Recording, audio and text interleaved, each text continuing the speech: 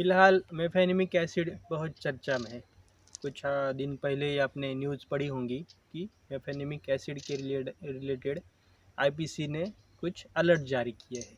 तो आज हम उसी चीज़ पे बात करने वाले कि मेफेनेमिक एसिड है क्या, वो किस लिए यूज़ होता है और उसको आयुर्वेद में अपन पर्यायी क्या क्या चिकित्सा दे सकते हैं, तो वही आप जानने वाले हैं। नमस्कार, मैं Vaidya Sandeep Madhukar Sakhare, Shiv Ayurveda Panchakarma and Balved Ayurvedalaya KD plot Akola. तो ये एलोपैथी की ड्रग है मेफेनेमिक एसिड। ये non steroidal anti inflammatory drug है। अभी जो इंडियन फार्माकोपिया काउंसिल है उसने कुछ दिन पहले एक अलर्ट जारी किया था। एक्चुअली ये अलर्ट जो है वो डॉक्टर के लिए किया गया था कि इसमें ड्रेस नाम का एक सिंड्रोम ये ड्रग के यूज़ से दिखाई दे रहा है। तो डॉक्टर को एडवाइस थी कि आप इसके रिगार्डिंग वॉच कीजिए। मगर आप अगर बाहर देखेंगे तो बहुत सारी महिलाएं मेफेनेमिक एसिड की जो ब्रांड ड्रग है वो कंटेन वाली मेफेनेमिक एसिड नाम की जो दवा है वो रैंडमली बहुत बड़ी मात्रा में यूज़ करते हैं। तो ये यूज़ किस लिए किया जाता है? तो जहाँ पे डिस्मेनोरिया होता है या फिर जिसको कष्टार्थ आयुर्वेद में कहा जाता है, मतलब माहवारी के 2-3 दिन पहले से लेके माहवारी ब्लीडिंग फेज ख़त्म होने तक, मतलब ये 4-8 दिन तक सीवियर पेट में दर्द रहता है। कुछ काम करना भी पॉसिबल नहीं होता है महिलाओं के लिए। ऐसी परिस्थितियों में बहुत सारी महिलाएं मेफेनेमिक एसिड का जो ब्रांड, इसका जो ब्रांड नेम है मेफ्टाल स्पाज नाम की गोली बहुत मात्रा में लेती है। तो और बच्चों में भी सायरप में, बच्चों की जो सायरप है बुखार के लिए, वो उसमें भी इसका बहुत मात्रा में यूज़ किया जाता है। बहुत बार ऐसा भी देखा गया है कि वायरल फीवर रहता है, फीवर कम नहीं होता है, पेरेंट्स बहुत पैनिक हो जाते हैं। तो ऐसी सिचुएशन में पैरासीटामोल के कॉम्बिनेशन में मेफेनेमिक एसिड या फिर मेफेनेमिक एसिड के भी स्पेशल सायरप फॉर्म में आ जाते हैं, उसका यूज़ किया जाता है बच्चों में भी।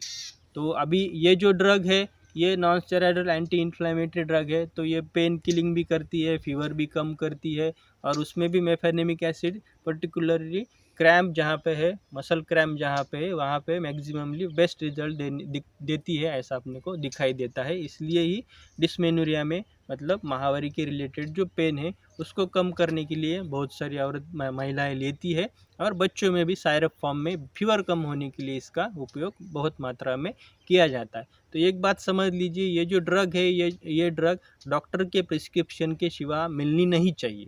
अगर कायदे के हिसाब से देखा जाए, इसके हिसाब से देखा जाए तो ये ओवर द काउंटर नहीं ली जा सकती है। डॉक्टर की चिट्ठी होगी तभी ये ड्रग मिलनी चाहिए। अगर अपने यहाँ पे कैसा है, बहुत सारे एंटीबायोटिक भी लोग काउंटर से ऐसे ही लेके जाते हैं, बिना चिट्ठी बिना कुछ भी डॉक्यूमेंटेशन के लेके जाते हैं। तो ये तो खाली पेन किलर ही है लोगों के लिए, तो ऐसा नहीं है। उसी वजह से इसका जो इशू जारी किया है, ये अलर्ट जारी किया है, वो डॉक्टर के लिए किया गया है कि आप अगर किसी को ये दवा देते हैं तो आप वॉच कीजिए कि इससे उनको ड्रेस सिंड्रोम हो रहा है कि नहीं। ड्रेस सिंड्रोम एक स्किन पे रैशेस वगैरह आती है।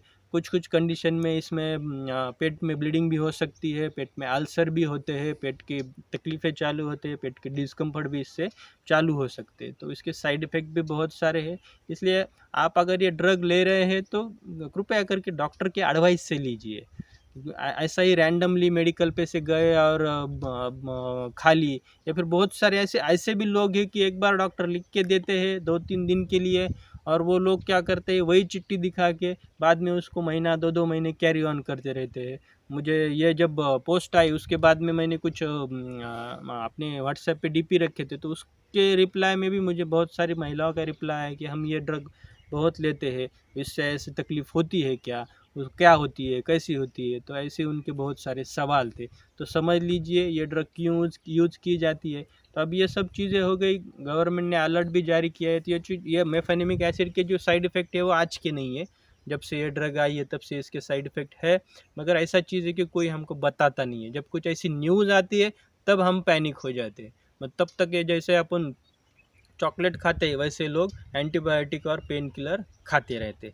तो ऐसी रैंडमली लेने की ये दवा गोली नहीं है। इसका ओवर यूज़ करेंगे आप तो इसको डेफिनेटली आपको इससे तकलीफ़ होंगी। तो आप एडवाइस यही है कि आपको लेना ही है अगर ये ड्रग, तो डॉक्टर के एडवाइस से लीजिए, क्योंकि इसके एडवर्स इफेक्ट बहुत सारे हैं। तो अब ये तो हो गई सब मेफेनेमिक के एसिड की रिलेटेड जानकारी, मगर ये सब लेने की ज़रूरत ही नहीं पड़नी चाहिए। ऐसी भी प्रावधान है अपने पास, वो है आयुर्वेद। आयुर्वेद में कष्टार्थ के लिए बहुत सारे अच्छी मेडिसिन अपने को दी जा सकती है। आप आपके जो कोई नज़दीक के आयुर्वेदिक डॉक्टर होंगे उनसे ज़रूर कंसल्ट कीजिए, क्योंकि हमने देखा है कि बहुत सारे पेशेंट में कष्टार्थ में, लड़कियों में, मैरिड वुमन में भी हमको बेस्ट रिजल्ट मिले हैं। तो आप अपने नज़दीक के आयुर्वेदिक डॉक्टर को ज़रूर कंसल्ट कीजिए, उससे ये तकलीफ़ आपकी जड़ से ही निकल जा सकती है। अगर कुछ आपको आयुर्वेद से दृष्टि से इसको देखा जाए तो हमें ऐसा भी दिखाई देता है कि बहुत सारी ऐसी औरतें रहती है कि उनका पेट बराबर से साफ़ नहीं होता है, या फिर उनका रहन सहन, खान पान, लाइफस्टाइल ख़राब रहती है, उस वजह से इनको डिस्मेनोरिया की तकलीफ़ होती है। बहुत सारी ऐसी भी महिला देखी गई है कि जिनको रक्त दुष्टि होती है और उसकी रिलेटेड ये फिर तकलीफ़ भी उस वहीं के साथ में चालू हो जाती है। तो उस वजह से आपके जो नज़दीक के अगर डॉक्टर के पास, आयुर्वेदिक डॉक्टर के पास जाते हैं, तो प्रॉपरली हिस्ट्री लेके इसका कारण क्या है, हेतु क्या है, वो समझ के अपने को ट्रीटमेंट करने में बहुत आसानी हो जाएंगी। मेडिसिन के हिसाब से देखा जाए तो आप इसके लिए, अगर पेट की तकलीफ़ है और डिस्मेनोरिया भी है, तो आप त्रिफला चूर्ण ले सकते हैं, उससे पेट अच्छा रहेगा, साफ़ रहेगा।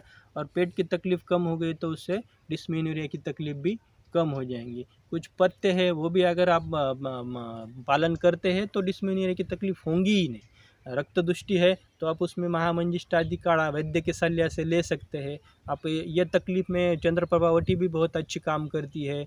महायोगराज गुगुल भी इसमें आप यूज कर सकते हैं, गोक्षराज गुगुल भी आप यूज कर सकते हैं। मगर ये सब मेडिसिन जो है आयुर्वेद के तज्ञ से के मार्गदर्शन में ही लेना अच्छी रहती है। पंचकर्मों में आप इसमें बस्ती कर सकते हैं या स्नेहन स्वेदन कर सकते हैं, उससे आपको इसमें परमानेंट का रिलीफ मिल सकता है। तो ऐसी एलोपैथिक जो दवा है जो डॉक्टर की चिट्ठी के बिना बेचना गलत है, तो वैसी दवा लेने की आप टालिए, उसको मत लीजिए, और उसको अल्टरनेट अपने को बहुत सारी दवाएं मिल जाएंगी। तो आप जो आज जो मेफेनेमिक एसिड के रिलेटेड जो जानकारी आपको दी गई है वो कैसी लगी हमें ज़रूर बताइए। नए टॉपिक पे हम बात करेंगे, तब तक के लिए नमस्कार।